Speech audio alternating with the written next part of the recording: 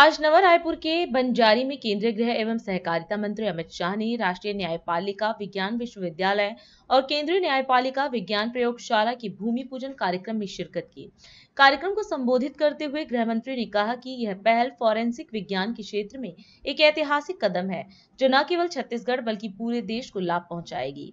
उन्होंने कहा कि यह संस्थान अत्याधुनिक तकनीकों से कुशल फॉरेंसिक विशेषज्ञ तैयार करेगा, जिससे अपराध जांच और अधिक वैज्ञानिक व पारदर्शी होगी। छत्तीसगढ़ की क्रिमिनल जस्टिस सिस्टम के लिए एक बहुत महत्वपूर्ण दिवस है, क्योंकि आज एक प्रकार से 3 नई शुरुआत छत्तीसगढ़ की क्रिमिनल जस्टिस सिस्टम को आधुनिक बनाने के लिए हो रही। एक तो नेशनल फॉरेंसिक साइंस यूनिवर्सिटी का परिसर का नींव रखने का काम आज नवा रायपुर में हुआ है।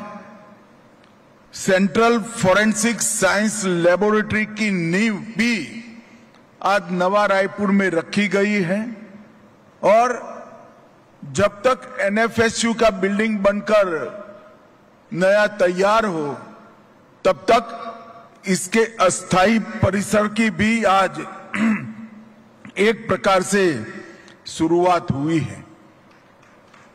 ये तीनों इनिशिएटिव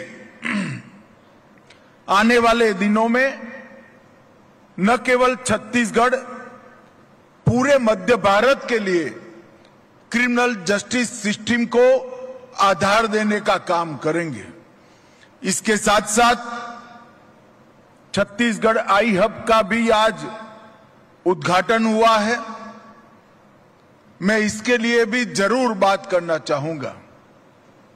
छत्तीसगढ़ के अंदर विष्णुदेव जी के नेतृत्व में सरकार बनने के बाद अभी इन्वेस्टमेंट समिति हुई, उसमें 5 लाख करोड़ के एमओयू साइन हुए।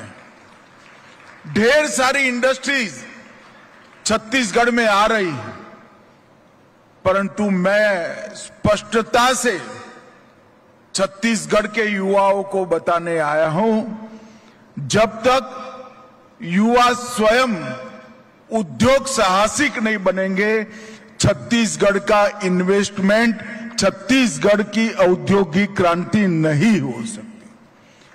कोई बाहर से यहां कर इंडस्ट्री डालेगा, रोजगारी की भी बढ़ेगी, रेवेन्यू भी बढ़ेगी, संभावनाएं भी बढ़ेगी, मगर जिस दिन छत्तीसगढ़ का युवा खुद एमएसएमई उद्योगपति बनेगा, खुद अपना स्टार्टअप तैयार करेगा और इसके माध्यम से यहां पर उद्योग साहसिकता का एक संस्कृति खड़ी करेगा, तब तक छत्तीसगढ़ का विकास नहीं हो सकता। और आज जो शुरुआत हुई है आई हब की, वो जो युवा अपना स्टार्टअप बनाना चाहते हैं, न केवल उनके स्टार्टअप के मूल विचार को, उसकी व्यवहारिकता की जांच करने में, उसको टेक्नोलॉजिकल सपोर्ट देने में मदद करेगा, इसके बाद स्टार्टअप शुरू करने में आर्थिक सहयोग करने के लिए भी वो ब्रिज का काम करेगा। स्टार्टअप बन जाने के बाद इसके मार्केटिंग और अनुबंध जैसी महत्वपूर्ण प्रोफेशनल व्यवस्थाओं में भी ये आई हब मदद करेगा।